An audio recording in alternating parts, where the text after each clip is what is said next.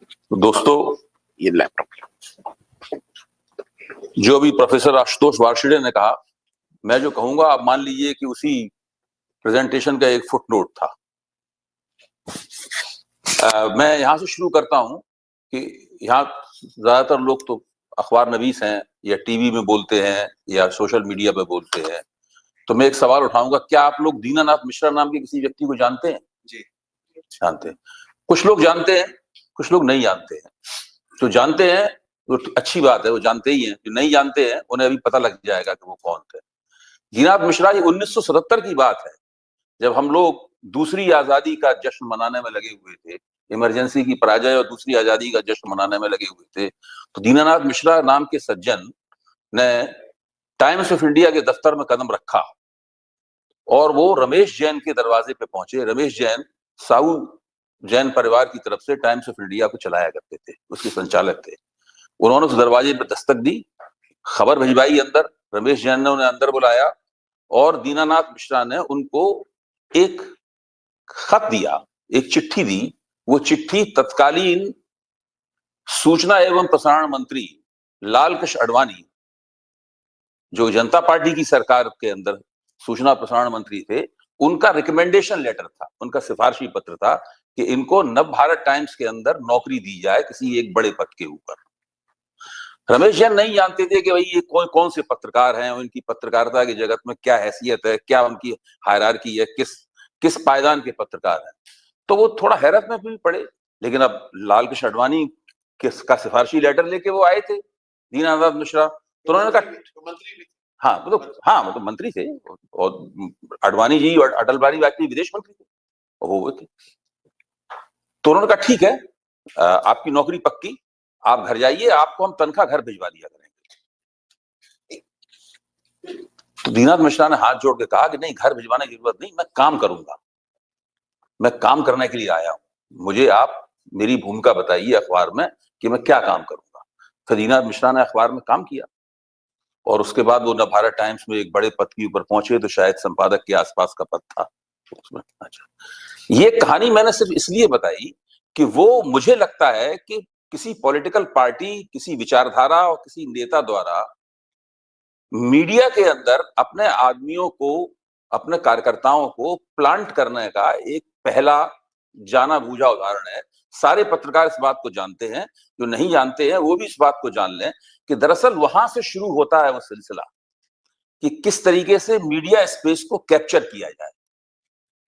तो ये इसको प्लांट करने की एक युक्ति के तौर पर, एक तरीके के तौर पर देखा जाए।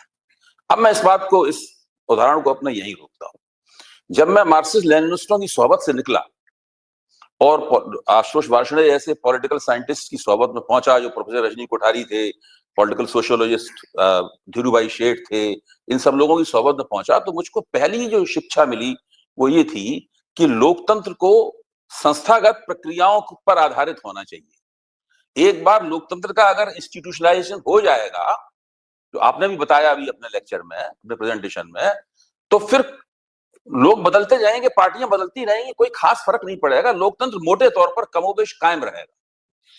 तो जवाहरलाल नेहरू ने वो इंस्टीट्यूशनलाइजेशन किया लोकतंत्र, और इतना जबरदस्त किया कि आज की सरकार, जो पिछले 11 साल से सरकार चल रही है, वो अभी तक उसका कोई वैकल्पिक इंस्टीट्यूशनलाइजेशन कर पाने में नाकाम है।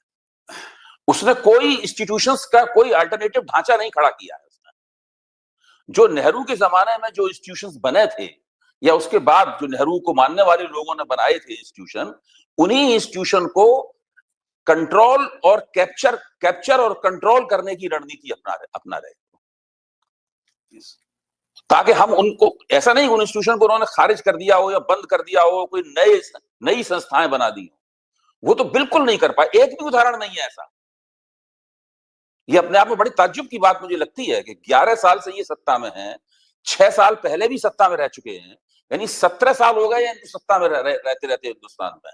लेकिन नेहरू जी ने जो संस्थागत ढांचा बनाया था लोकतंत्र का, उसका कोई वैकल्पिक ढांचा 10% भी तैयार नहीं कर पाए, 5% भी तैयार नहीं कर पाए। जो ढांचा है उसी को किसी तरीके से अपने आदमी को बैठा दो, उसको दबोच दो, उसको अंदर से बदल दो, इस प्रकार का कुछ करने, कंट्रोल और कैप्चर करने के तरीके को ये लोग लगातार अपना रहे हैं। अब आप आइए मीडिया को, मैं एकदम बहुत तेजी के साथ मीडिया पे आता हूं, और उसी जो 1970 में घटना हुई थी दिनरात मिश्रा वाली, उसके साथ इसको जोड़ के वहां से शुरू करता हूं। मीडिया मुख्य तौर पर एक टेक्नोलॉजिकल थिंग है, एक टेक्नोलॉजिकल चीज है। जब प्रेस की मशीन बनी तभी तो मीडिया बना। भाई, इंसान आजादी के साथ अपने ख्यालों को हमेशा ही से व्यक्त करना चाहता था, लेकिन वो मीडिया के जरिए कब से व्यक्त होनी शुरू हुई? वो प्रेस की मशीन से, गुटेनबर्ग में जो मशीन बनी उसी से तो मीडिया तैयार हुआ, और हम सब लोग पत्रकार हुए और पत्रकारिता होनी शुरू हुई। जैसे जैसे टेक्नोलॉजी बदलती चली गई, वैसे ही मीडिया का किरदार भी बदलता चला गया। उसी के हिसाब से उसमें कितना पैसा खर्च होगा उसको मीडिया को बनाने में, कितना वो कैपिटल इंटेंसिव होगा, पूंजी सघन होगा, ये चीज भी बदलती चली गई।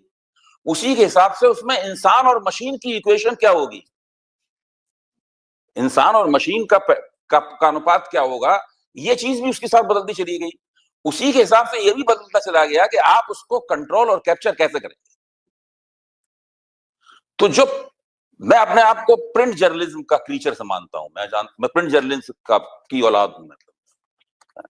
और अब मेरी जो आत्म छवि है वो एक लेखक की छवि है। भले ही आजकल हम बोलते ज्यादा हैं, हम लोग बोलते ज्यादा हैं, लिखते कम है, लेकिन मेरी मुख्य छवि है कि मैं एक पढ़ता हूं और लिखता हूं, मतलब ये मेरी मुख्य छवि। तो जो प्रिंट मीडिया है, चूंकि उसके अंदर इंसान और मशीन के अनुपात में इंसान की हिस्सेदारी काफी थी, बावजूद इसके वो कैपिटल इंटेंसिव गेम वो भी हो गया था बड़े स्तर, राष्ट्रीय स्तर पर, इसलिए उसको पूरी तरीके से कैप्चर करना बहुत मुश्किल था किसी के लिए भी। तो उसमें यही कर सकते थे कि जो अपने लोगों को उसमें घुसेड़ो, जैसे दीननाथ मिश्रा को डाला गया, उसके अंदर बहुत से लोगों को डाला गया, हम सब उनके नाम जानते हैं। अभी हम और आशुतोष बैठे तो लिस्ट बना देंगे सारी की सारी, कौन कौन लोग थे वो उस वक्त। तो उसमें पत्रिकाओं में लोगों को डाला गया, किसी को बड़े पद पर नहीं पहुंचाया जा पाया तो बीच में मझोले पद पर डाला गया, नीचे डाला गया, इस तरीके से करके, क्योंकि इलेक्ट्रॉनिक मीडिया था ही नहीं उस वक्त। 70-80 में इलेक्ट्रॉनिक मीडिया कहां था ही नहीं। तो उसको कैप्चर करने की एक कोशिश की गई, लेकिन वो कोशिश बहुत कम प्रतिशत में ही कामयाब हुई। उसके बाद में इलेक्ट्रॉनिक मीडिया आया, और आज भी प्रिंट मीडिया पूरी तरह कैप्चर नहीं हो पाया।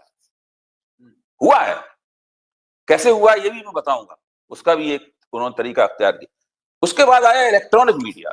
इलेक्ट्रॉनिक मीडिया में इंसान की जो भागीदारी थी वो और ज्यादा घट गई, और मशीन की भागीदारी, कंप्यूटर की भागीदारी, उसकी कैमरे की भागीदारी, विजुअलिटी की भागीदारी, टेक्स्ट की भागीदारी काफी घट गई। टेक्सचुअलिटी उसके अंदर बहुत ही कम हो गई इलेक्ट्रॉनिक मीडिया में, और अच्छा लिखने वालों की वहां जरूरत नहीं रह गई। अगर आप कुछ लाइनें वाइनें लिख लेते हैं, कुछ लाइनों को बोल लेते हैं, मतलब जो है 1 घंटे का प्रोग्राम मुश्किल से, दरअसल उसके अंदर असली जो टेक्सचुअल माल होता था वो 20-25 मिनट का ही होता था, या हो सकता है उससे भी कम होता हो। तो ऐसी स्थिति में उसको कैप्चर करना और भी आसान हो गया, क्योंकि कैपिटल इंटेंसिवनेस भी उसकी और ज्यादा बढ़ गई, पूंजी सघनता और ज्यादा बढ़ गई उसकी। तो उसको मालिकों के जरिए, और चूंकि किसी ने इतना 1000 करोड़ रुपया, इतना 500 करोड़ रुपया लगाया है, तो उसको सरकार की दाईं तरफ ही रहना है, वो बाईं तरफ रह ही नहीं सकता है, तो सरकार से लगातार उसको दबते ही रहना, तो उसको कैप्चर करना ज्यादा आसान हो गया। फिर एक तीसरी टेक्नोलॉजी आई, उसको पूरी तरह कैप्चर कर लिया उसको, यानी प्रिंट मीडिया जो मीडिया का पहला फॉर्म है उसको पूरी तरह कैप्चर नहीं कर पाए, लेकिन जो इलेक्ट्रॉनिक मीडिया था उसको इन वजहों से पूरी तरीके से कैप्चर कर लिया और कंट्रोल कर लिया। फिर आया एक तीसरी टेक्नोलॉजी जो कि डिजिटल मीडिया है। अब डिजिटल मीडिया जो है वो कैपिटल इंटेंसिव है भी और नहीं भी। माइक्रो लेवल पे वो कैपिटल इंटेंसिव नहीं है, हम चाहें तो अभी बैठ के तुरंत यूट्यूब का चैनल लॉन्च कर सकते हैं, लेकिन मैक्रो लेवल पे बहुत कैपिटल इंटेंसिव है, क्योंकि वो यूट्यूब का चैनल जो है कहीं बहुत ही बिग टेक कंपनियों द्वारा कंट्रोल हो रहा है वहां पर। तो वो ये एक अलग तरह का जानवर था पूरी तरीके से। अच्छा, तो इस जानवर को ये लोग अभी तक बिल्कुल नहीं कंट्रोल कर पाए। इसके पास, मेरे पास एम्पिरिकल सबूत है मेरे पास खुद के, इसलिए कि जब ये जो एग्जिट पोल हुए 2024 के चुनाव के, जिन्होंने बता दिया कि भाई मोदी जी को 325 से लेके और 375 या 390 के बीच में सीटें मिलेंगी। उसके बाद भारतीय जनता पार्टी के राष्ट्रीय महासचिव मेरे घर पे आए, वो मुझे जानते थे, और उन्होंने घर पे आके कॉफी पी। अगर मैं नाम बता दूंगा तो एकदम सब लोग आप उनसे वाकिफ हो जाएंगे तुरंत, यदि मैं उनका नाम नहीं बताऊंगा। तो उन्होंने कहा कि हम केवल यही जानने आए हैं कि इन लोगों से कैसे निपटा जाए, यूट्यूबर से मतलब। तो मैंने कहा बहुत तरीके हैं, तो पैसे आपके पास, तो पैसों की कमी नहीं है, कि हम लोग पैसा नहीं बांटना चाहते। आपने सुझाया था? हाँ हाँ हाँ, मैंने सुझाया। हमने बहुत तरीके नहीं, मैं पत्रकारों कैसे कंट्रोल किया जाता है मैं अच्छी तरह जानता हूँ। आप बिल्कुल, मैं किसी गलत फहमी में नहीं हूँ। आज लीक हुआ है कि $7,000 दे रहा है for one tweet. Just came out today. हाँ, तो वो अभी मैं आता हूँ इसके ऊपर भी। तो वो उन्होंने, मैंने कहा बहुत तरीके हैं कंट्रोल करने के, किसी को डरा दीजिए, किसी का खरीद लीजिए, किसी को आपके दूसरे पूंजीपति कोई खरीद लेंगे, किसी को सीधे पैसे दे दीजिए। तो उन्होंने कहा कि नहीं, हम लोगों ने तय किया है कि हम लोग पैसे नहीं बांटेंगे। तो हमने कहा आपको क्या लगता है कि सीटें बहुत कम आ रही हैं? कि नहीं, बोले हम सीटें तो हमारी इससे भी ज्यादा, जितना एग्जिट पोल ने बताया है, हमारी सीटें उससे भी ज्यादा आएंगी। और मोदी जी बहुत गहराई में तैर रहे हैं, ये अपोजिशन वाले और आप सब लोग तो ऊपर ही ऊपर छप कर रहे हैं। मोदी जी भगवान से तो बात। हाँ, वो बात नहीं कही उन्होंने। हाँ, नहीं, मोदी जी बहुत गहराई में तैर रहे हैं। और ये हमारी पत्नी बैठी हुई, इन्होंने कॉफी बना के पिलाई थी, इनके सामने हुई थी सारी बात। मतलब ये गवाह है उसकी। हाँ, तो वो बोले मोदी जी, आप लोग सब ऊपर छप कर रहे हैं, मोदी जी बहुत गहराई में तैर रहे हैं। बहरहाल उसके बाद चुनाव नतीजे आने के बाद मुझे नहीं मिले, क्योंकि वो 240 पे पूरा मामला रुक गया। हाँ, दूसरे। तो मैं ये कह रहा हूं कि ये अभी तक वो लोग जो डिजिटल मीडिया है उसको कंट्रोल नहीं कर पाए हैं, उसका तरीका नहीं ढूंढ पाए हैं। लेकिन एक और ऐसी बात हुई है जो उनके पक्ष में चली गई है, डिजिटल मीडिया की। क्योंकि मैं समझता हूं, जिस तरह के मैं हमेशा मानता हूं कि हम लोगों में सेल्फ कोलोनाइजेशन की टेंडेंसी है। मतलब एक जापानी स्कॉलर का मैंने लेख पढ़ा था, self colonisation of Japan. Japan तो कभी कोलोनाइज रहा नहीं, तो जापानियों ने खुद ही को इतना वेस्टर्नाइजेशन किया अपना कि खुद ही को कोलोनाइज कर लिया। तो मैं ये मानता हूं कि ये डिजिटल मीडिया ने अपने आप को कैप्चर करवा लिया बहुत एक खास तरीके से। ये किस तरह की दुर्घटना हुई है, जो उन्होंने ओपिनियन को पोलराइज किया, तो डिजिटल मीडिया ने एक आईना लगा हुआ है, वो इधर खड़े हुए हैं, वो जो करते हैं उस आईने में उसका बिल्कुल उल्टा डिजिटल मीडिया करता है। और इस तरह से डिजिटल मीडिया कुल मिलाकर उन्हीं की राजनीति के हितों की सेवा करता हुआ नजर आता है, कुछ अपवादों के साथ में। वो अपवाद तो हमेशा ही रहते हैं, लेकिन अपवाद नियम भी नहीं होते। तो ये स्थिति है। तो डिजिटल मीडिया को वो कैप्चर नहीं कर पाए, लेकिन जो राजनीति का खेल है और नैरेटिव का, यानी एक जो वो खुशनुमा कहानी सुनाते रहते हैं सारे देश को, मतलब जो है, और उसके लिए और तरह तरह के हथकंडे अपनाते हैं, और एक लो इंटेंसिटी कॉन्फ्लिक्ट वाला कम्युनिज्म फैलाते रहते हैं। बड़ा दंगा नहीं हो, लेकिन छोटा छोटा लगातार, अभी ऐसे आई लव मोहम्मद शुरू हो गया, कभी लव जिहाद शुरू हो गया, कभी घर वापसी शुरू हो गया, मतलब ये सब चलता रहता है।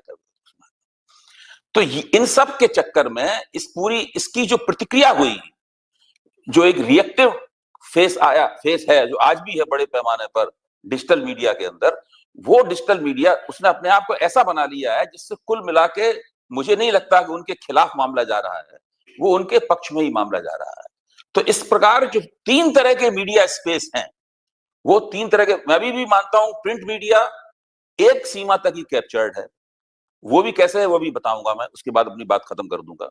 जो इलेक्ट्रॉनिक मीडिया है वो 100% कैप्चर है, आप कह सकते हैं 200% कैप्चर है, पूरी तरीके से कैप्चर्ड है। और जो डिजिटल मीडिया है उसने अपने आप को कैप्चर करवाने की गुंजाइश पैदा कर दी है, या हो गया है कैप्चर। अब वो कैसे, प्रिंट मीडिया क्यों 40-50% तक कैप्चर है?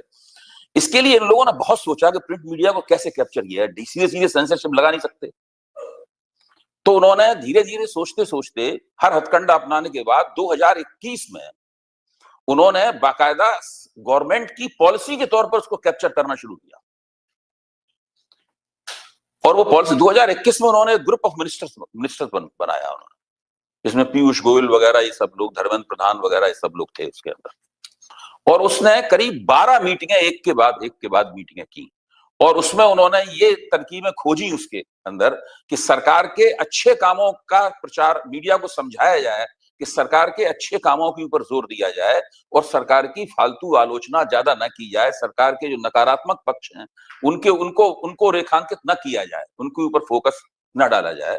और उसने पूरी अपनी एक सिफारिशें और तरकीबें तैयार की। उसमें यह भी है कि ऐसे जो लोग अभी अभी पत्रकारिता विश्वविद्यालयों से निकले हैं, उनमें से ऐसे लोगों को छांटो जो आपका साथ दे सकते हैं, जो नहीं दे सकते उनको छांट के अलग कर लो, उनके साथ ये सलूक करो, और जो अभी अभी इनको आपका साथ दे सकते हैं उनको तो इसलिए शुरुआत में पकड़ लो। भविष्य के पत्रकार हैं, आगे आगे यही संपादक बनेंगे, रिपोर्टर बनेंगे, स्पेशल करेस्पॉन्डेंट बनेंगे, ब्यूरो चीफ बनेंगे, इसको अभी यहीं पकड़ लो, यहीं पकड़ लो। इन्फ्लुएंसर्स नाम दिया बहुत से लोगों को उन्होंने, इनको इस तरीके से पकड़ो, इनको फायदा दो, इनको पैसे पहुंचाओ, ये करो, इस सारी की सारी उसमें बाकायदा इन ग्रुप ऑफ मिनिस्टर की सिफारिशें हैं। एडिटर्स गिल्ड को ये सिफारिशें मिल गई। एडिटर्स गिल्ड ने इसको ड्रैकोनियन मेजर्स के रूप में चिन्हित किया और बड़े पैमाने पर इसका विरोध किया। जब एडिटर्स गिल्ड ने इसका विरोध किया तो इंडियन एक्सप्रेस वालों को ये खबर मिली ये सब हो रहा है। इंडियन एक्सप्रेस ने डिटेल में, विस्तार में ये पूरी खबर छापी, मैंने वहीं पढ़ी, मतलब जो है। उसके बाद फिर मैंने एडिटर्स गिल्ड का जो दस्तावेज था वो मैंने ढूंढा, वो मुझे नेट पे मिल गया, और वो फिर मैंने पढ़ा, तब मेरी समझ में आया कि ये सब काम, ये खेल कैसे हो रहा है। उसी का नतीजा है कि हिंदुस्तान का सबसे बड़ा अखबार भास्कर सोमवार के दिन पहले पन्ने पर छापता है नो नेगेटिव न्यूज। सोमवार के दिन इंडियन, कुछ भी हो जाए, भास्कर के पहले पन्ने पर सरकार की आलोचना में या सिस्टम की आलोचना में कोई भी खराब खबर नहीं छपती। मतलब इतना असर हुआ कि 6 दिन तो वो कुछ और छाप सकता है, एक दिन उसने मोदी जी को और उनकी सरकार को, नो नेगेटिव न्यूज को भास्कर ने दी। हिंदुस्तान का सबसे ज्यादा छपने वाला अखबार है। तो मैं ये कह रहा हूं कि प्रिंट मीडिया में अभी भी काफी दम बाकी है। इलेक्ट्रॉनिक मीडिया का स्पेस पूरी तरीके से खत्म हो चुका है, उसमें कोई कुछ भी नहीं बचा है, उसमें आप कुछ कर भी नहीं सकते उसके अंदर। हम लोगों को भी, हमें और शीतल जी को और आशुतोष को भी इसीलिए बुलाया जाता है इन जगहों पे, ताकि वो अपनी प्लेट अच्छी तरीके से सजा सकें और बता सकें कि वो सरकार के आलोचकों को भी एक स्थान देते हैं। बाकी और हम लोगों की वहां पर कोई गुंजाइश हो, ज्यादा से ज्यादा औकात नहीं है। और जो डिजिटल मीडिया है वो इस फंदे में फंस गया है कि वो रिएक्टिव फंदे में फंस गया है, और इस तरीके से उसने अपने आप को, मैं ये मानता हूं यूट्यूब के डॉलर कितने भी कमा रहे हो लोग, लेकिन उसने अपने आप को निष्प्रभावी, इनइफेक्टिव, मोटे तौर पे उसने बना लिया है। तो मेरे ख्याल से ये एक स्थिति है। मेरे पास जो विषय मुझे दिया गया था वो मैंने आपके सामने पेश कर दिया है। अब आप लोग अगर कोई चर्चा करना चाहेंगे तो इसके ऊपर और भी चर्चा की जा सकती है, समय भी कम है।